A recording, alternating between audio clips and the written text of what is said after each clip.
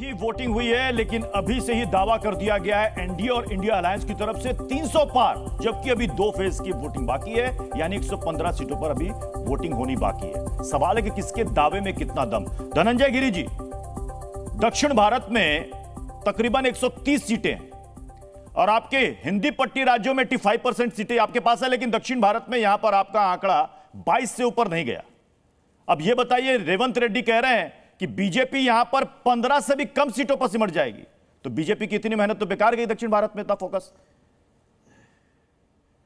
देखिए प्रत्युष जी, अभी कांग्रेस की प्रवक्ता कह रही थी कि हम लोग समीकरण गढ़ रहे हैं। समीकरण से सत्ता गढ़ के करीब पाया जा सकता है, समाज नहीं गढ़ा जा सकता। हम समाज को गढ़ रहे हैं, हमारे चेतना के केंद्र में राष्ट्र है, हम समाज को गढ़ने के लिए लगे हुए हैं। अभी हमारी जन कल्याणकारी नीतियों से प्रभावित होकर कांग्रेस ने क्या कहा कि 5 किलो का 10 किलो देंगे।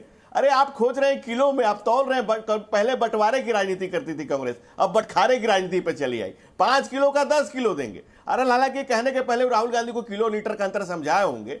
आप देश के दिलों में नरेंद्र मोदी बसे हैं और आप किलो में खोज रहे हैं। अरे कांग्रेस को तौलना ही था तो अपने चरित्र तौलती, अपने करप्शन तौलती, अपने काले कारनामे को तौलती, चाह चरित्र चेहरा चिंतन तौलती, इस राष्ट्र को बंटवारा करके जो आपने सत्ता पाई उसको तौलती। कांग्रेस अपने काले, और केजरीवाल जिसने कांग्रेस को असंख्य अनगिनत जो काले कारनामों के आरोप लगाए, उसके साथ करप्शन अलायंस करने के पहले सोचती तो इस देश की जनता कांग्रेस की तरफ देख भी पाती। कांग्रेस डबल डिजिट में आ जाए तो बड़ी बात होगी। कांग्रेस कहीं सारिका जी की रेस से जवाब बाहर हो चुकी जी है। प्रत्युष जी, ये हालत है कांग्रेस जी। जो इनका घमंड, बीजेपी का घमंड, मैं इनसे ये पूछना चाहती हूँ कि अगर आप इतना ही ज्यादा आश्वस्त हैं तो प्रधानमंत्री जी ने ये 200 के तकरीबन रैलियां करने की कहाँ जरूरत थी? आप तो समाज गढ़ रहे हैं, आपने 10 साल में इतना काम किया है देश के अंदर।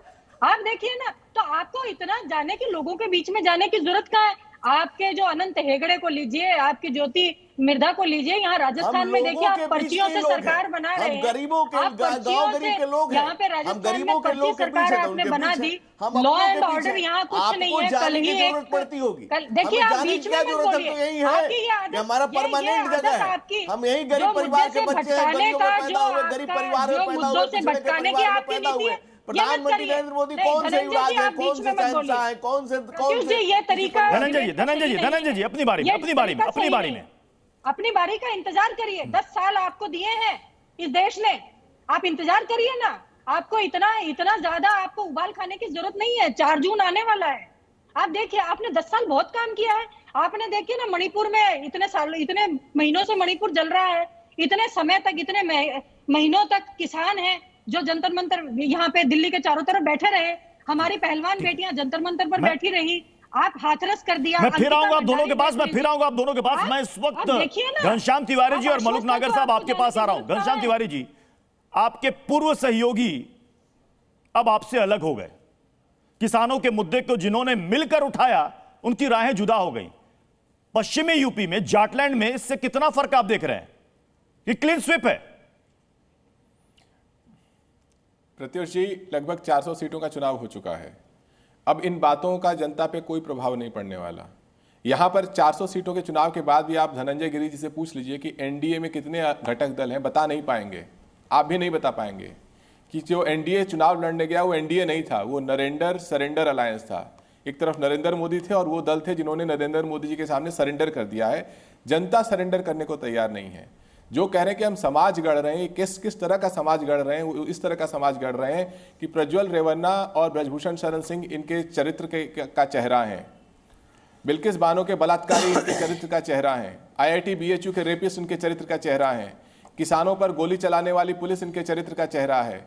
आज ही अखबारों में खबर छपी किस तरीके से अडानी समूह ने कोयला के आयात में घोटाला किया। जो समूह दुनिया का सबसे नंबर 1 समूह बन जाए घोटालों के माध्यम से। घनश्याम तिवारी जी, आपने कहा ये सरेंडर अलायंस है, आपने कहा एनडीए को ये सरेंडर अलायंस है। चरित्र का चेहरा है। प्रत्युष जी 1 मिनट, अंतिम बात कहूंगा। जिस देश में प्रधानमंत्री 10 साल से प्रतिदिन झूठ बोल रहा हो और आज जनता उनकी किसी भी बात पे यकीन नहीं करती, बेटी बचाओ धमकी। धनंजय जी क्विक रिएक्शन, उसके बाद मैं मलुक नागर साहब के पास जाऊंगा। राष्ट्र बनाओ, क्विक रिएक्शन धनंजय गिरी। प्रधानमंत्री की हर बात जनता को धमकी लगे, वो प्रधानमंत्री कभी भी वापस नहीं आ सकता। धनंजय गिरी जाने वाली है, जनता आने वाली है। धनंजय गिरी जवाब दीजिए। प्रत्युष जी, इस देश की पहली आ रहा हूं मलुक नागर साहब, आपके पास भी आ रहा हूं। प्राणघातक हमला करने वाले, और उन्होंने एफआईआर लिखाया था, उन्होंने एफआईआर बाई वर्टिम लिखाया था कि मेरे जान माल पर मुझे प्राणघातक हमला करने वाले सपा के गुंडे, ये सब थे उनके सपा के गुंडे। हालांकि आदम गोडवी ने कहा पक्के समाजवादी है, तस्कर हो या डकैत, और माफियाओं के जो फातिया पढ़ते हैं, जो लड़कों से गलती हो जाती है, जो भैंस खोजती थी पहले पुलिस, और समाज सफाई का समाजवाद देखने के बाद उत्तर प्रदेश ने इनको सफा कर दिया। 14, 17, 19, 22 4 चुनाव में हो गई सफाई। और कितने बड़े समाजवाद के पुरोधा अनिल अंबानी, जो कॉर्पोरेट की बात करें, कितने बड़े समाजवाद के पुरोधा को इन्होंने राज्यसभा भेजा था। अरे सपा पार्टी की बात आप कर रहे हैं, आप सपा की बात सुनकर के लोग कानों पे, तुम्हें मालूम है तुम्हारे बारे में क्या कहते हैं लोग? अरे दोनों हाथ से कान बंद करते हैं जब यूपी में सपा के साथ। मलुक नागर जी, आपके पूर्व सहयोगी कह रहे हैं कि एनडीए में कितने दल आए काउंट करना मुश्किल है, कितने आए कितने गैर, जो आए और डर कर आए, ये सरेंडर अलायंस है। तो क्या जयंत चौधरी ने भी डर कर सरेंडर कर दिया जो अलायंस में आ गए?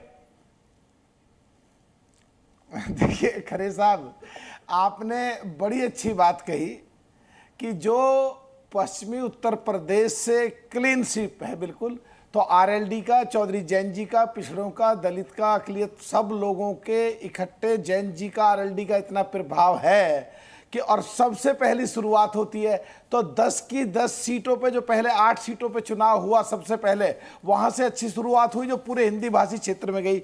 जहां तक आपने पीछे साउथ की बात कही थी, तो साउथ में पहली बार इतिहास में हुआ है, माननीय प्रधानमंत्री जी ने साउथ की धरोहर संगोल को, जो संग्रहालय में थी, लाके देश की संसद में लगाया।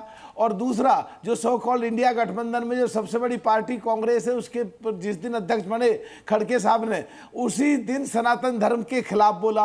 और साउथ के कई प्रदेशों में कुछ व्यक्ति अपने निजी स्वार्थ के कारण जो सनातन धर्म के खिलाफ लगातार बोलते रहे, और जो दलितों के बारे में उल्टी सीधी बात करते रहे, हिंदी भाषी क्षेत्र के बारे में, तो साउथ में भी बहुत ही ज्यादा सनातनी है, करीब 60 से लेके अलग अलग स्टेट में 75%। निवास शर्मा, मैं आपके पास आ रहा हूं, उधर से, क्योंकि जिस वक्त चुनाव शुरू हुआ उस वक्त इंडिया अलायंस के कई पार्टियां कह रही थी कि बीजेपी के पास सरकारी मशीनरी है, जैसे चाहे इस्तेमाल कर सकती है, उनके मुंह से अगर 500 पार निकलता है तो वो भी ले आएंगे। अब आप लोग दावा कर रहे हैं 300 पार, यानी कि अब ईवीएम पर तो ठीकरा नहीं ना फोड़ा जाएगा? सर देखिए, जनता ने इनको पूरी तरह से रिजेक्ट कर दिया 5 फेज में। इनका एक चरण देख के पूरी तरह से इनको रिजेक्ट कर दिया है। ये फ्रस्ट्रेटेड हो चुके हैं। आप इनके अब बयान सुन लीजिए। दिल्ली की जनता को जो है वो पाकिस्तानी बता रहे हैं। ये बता रहे हैं कि जो जनता अरविंद केजरीवाल जी को सपोर्ट करती है वो पाकिस्तान चले जाए। जिस जनता ने अरविंद केजरीवाल जी को 3 बार मुख्यमंत्री बना दिया, प्रचंड बहुमत दी, मैंने पूछा आप सहमति बन गई ना कि कोई ईवीएम पर ठीकरा नहीं फोड़ेगा नतीजे के बाद, चाहे नतीजे जो भी हो? अभी मैं बीजेपी प्रवक्ता की बात सुन रहा था और मेरे को हंसी आ रही थी। ये क्या बोल रहे थे, अगर मोदी जी रो रहे हैं तो क्या हो गया? तो सर मोदी जी को रोना तब नहीं आया जब 750 किसान शहीद हो गए। इन्होंने आके बोला कि एमएसपी है, था और रहेगा, और अभी तक एमएसपी नहीं है। आज किसान एमएसपी के लिए लड़ रहे हैं। 200 किलोमीटर दूर जो है किसानों पे गोलियां चलाई जा रही है, तब इनको रोना नहीं आता। महिला रेसलर्स को जब बालों से खींच के पकड़ा गया तब इनको रोना नहीं आता। मणिपुर में जो मणिपुर जल रहा है तब इनको रोना नहीं आता। संविधान जब कुचला जाता है, जब सुप्रीम कोर्ट के ऑर्डर बदल दिए जाते हैं तब इनको रोना नहीं आता। जब ऑपोजिशन के समय की कमी है, बहस को समाप्त करना पड़ेगा। बहरहाल आप सभी का बहुत बहुत शुक्रिया। अभी 115 सीटों पर वोटिंग बाकी है।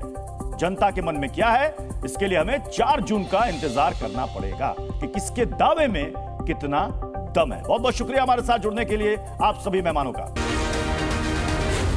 जी न्यूज़।